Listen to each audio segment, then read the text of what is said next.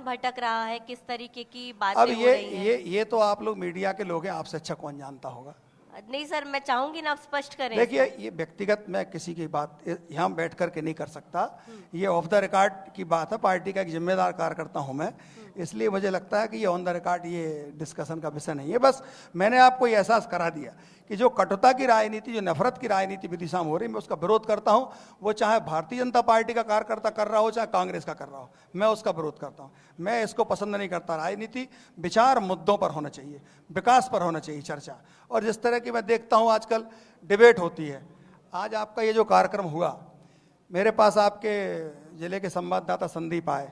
मैंने कहा मैं आपके कार्यक्रम में नहीं जाऊंगा डिबेट में, तो इन्होंने कहा भाई साहब डिबेट नहीं है। मैंने कहा जिस तरह की डिबेट होती है, डिबेट में अराजकता होती है, उस अराजकता का मैं घोर विरोधी हूँ। लोग चीख रहे हैं, चिल्ला रहे हैं, बकवास कर रहे हैं, वो किसी भी पार्टी के हों, मैं उसका विरोध करता हूँ। इनने कहा कि 1 to 1 डिस्कशन होगा, तो मैंने कहा फिर मैं उसमें जाऊंगा। बिल्कुल, देखिए सर, आप जिस चीज़ की बात कर रहे हैं, अलग अलग मानसिकताएं होती है लोगों की, उस बारे में हम यहाँ पर चर्चा नहीं करेंगे। लेकिन आप प्रबल दावेदार हैं, आप दावेदारी कर रहे हैं इस विदिशा जिले की सीट को लेकर। आपके अगर हम पर्सनल इमेज की बात करें तो लोग फिलहाल आपको कितना पसंद कर रहे हैं? क्या लगता है लोग आप पर भरोसा जताएंगे और बीजेपी को दोबारा ये सीट दिलवा पाएंगे? लोग कितना पसंद कर रहे हैं उसका प्रमाण पत्र मैं थोड़ा ही जारी करूंगा। ये तो आप जैसे मीडिया के जिम्मेदार लोग जारी करेंगे पब्लिक में सर्वे कराने के बाद कि मेरी क्या स्थिति है।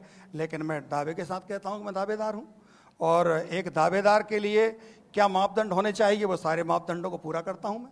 और हमारे संगठन से मांग करूंगा, मैं पार्टी से मांग करूंगा कि मैं दावेदार हूं, मुझे विधानसभा का चुनाव टिकट देना चाहिए। पार्टी भी तो सर्वे करवा रही है टिकट को लेकर, अलग से मैं सर्वे वही कह रहा हूं कि जो मापदंड है एक प्रत्याशी के लिए, मैं अपने आप को उस पर खरा पाता हूं और लगातार सक्रिय हूं मैं।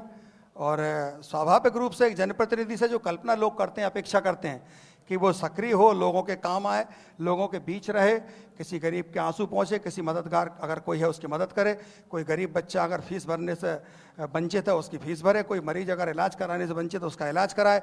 कोरोना जैसी महामारी अगर आई, उस कोरोना की महामारी में अगर आपका एक जिम्मेदार नागरिक होने के नाते आपका धर्म बनता है कि आप उस कोरोना की महामारी में घर से निकलें, तो हम निकले, हमने सेवा की और उस हद तक जाकर सेवा की कि अपनी जान पर खेलकर सेवा की। लाखों रुपए हमने खर्च किए गरीबों के लिए। जो घरों में बैठे रहे, लोग राजनीति की बात करते हैं, छाती ठोकते हैं, और जो घरों में बैठे रहे मैं उन पर लानत देता हूं। मैं उनको किसी भी राजनीतिक दल के बोलो हो, जो लोग कोरोना जैसी महामारी जो 100 साल बाद आई थी, उसमें पीड़ित मानवता कराह रही थी, और उस पीड़ित मानवता की सेवा करने के लिए सभी जिम्मेदार लोगों को आगे आना चाहिए था। जो लोग आगे आए मैं उनको सलाम करता हूं, उनको मैं मस्तक झुकाता हूं उनके सामने। लेकिन जो लोग नहीं आए, जो सिर्फ राजनीति ही करना जिनका मकसद है, मैं उनको राजनीतिक लोग नहीं मानता। तो मैंने वो काम किया है कोरोना में, आप मेरे बारे में मालूम करिए। मैंने लाखों रुपये खर्च किए और उस हद पर जाकर मेरी होटल थी। मैं एक दिन अपने सुबह मॉर्निंग वॉक पर जाता हूँ, मेरी डेली रूटीन है। तो एक दिन मैं अपने घर से निकला, इसी सांची रोड पर रहता हूं मैं। तो मैं निकला तो मैंने ये देखा कि एक कार खड़ी थी सड़क के किनारे, एक शोरूम था, वहाँ सीढ़ियाँ बनी थी, और एक कार खड़ी और सीढ़ियों पर 3 लोग सो रहे थे। एक महिला थी, होगी लगभग 45-50 साल की, 2 उसके बच्चे थे, एक बेटा बेटी। तो मैं बड़ा आश्चर्य हुआ कि सड़क पर सो रहे हैं, ये कार के मालिक हैं। मैं निकला, जब मैं लौट के आया तो मैंने बड़ी हिम्मत करके, जब तक वो बच्चे जाग गए थे, उस बेटे से मैंने कहा बेटा आप यहाँ क्यों सो रहे हैं? तो उसने बताया कि हमारे फादर, मैं बरेली का रहने वाला हूँ, उसने बताया हमारे फादर उधर भर्ती है कोरोना में, सारे होटल बंद हैं, धर्मशालाएं बंद हैं, कोई घर में नहीं घुसने दे रहा रिश्तेदार, इसलिए क्या करें, कहाँ जाएं? तो रात हम यहाँ बिताते हैं, मेरी होटल है। मैंने उसी दिन संकल्प लिया कि मैं पूरी होटल जो मरीज भर्ती हैं उनके परिजनों के लिए खोलूँगा। मैंने खोला, फिर मुझे लगा कि इनके लिए खाने के लिए नहीं है। सुबह दोपहर शाम तीनों टाइम सैकड़ों पैकेट भोजन के बंटवाता था मैं। सूखे राशन के मैंने लगभग 3000 पैकेट बांटे हैं, जिसमें पूरा किट होता था, 5 किलो आटा, 5 किलो चावल, दाल, नमक, तेल, मिर्च सब होता था। एक गाड़ी, जब मैंने एक और घटनाक्रम ऐसा हुआ कि एक मरीज को घर जाना था, बुजुर्ग था, तो एक डॉक्टर साहब का फोन आया, कह भाई साहब, अब मेरा चूंकि सामाजिक काम है तो लोग संपर्क में रहते हैं, उन्होंने कहा कि एक मरीज को घर जाना है, ऑटो बंद थे, तो मैंने एक गाड़ी, अपनी इनोवा कार सिर्फ मरीजों को घर लाने ले जाने के लिए छोड़ी।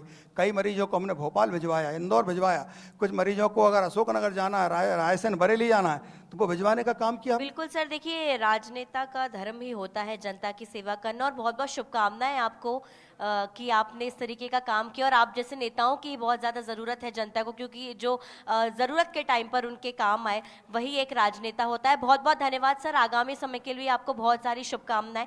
आप हमारे साथ यहाँ पर जुड़े और आपने बातचीत की। मैं चाहूँगी कि हमारे रेसिडेंट एडिटर सुधीर डंडोतिया जी और MP हेड सेल्स अनुज तिवारी जी स्टेज पर आए और कटारी जी का यहाँ पर सम्मान करें। मेमेंटो से यहाँ पर उनका सम्मान होगा। बहुत बहुत धन्यवाद मनोज जी आपका, आपने काफ़ी मुखरता के साथ अपनी बात को यहाँ पर रखा।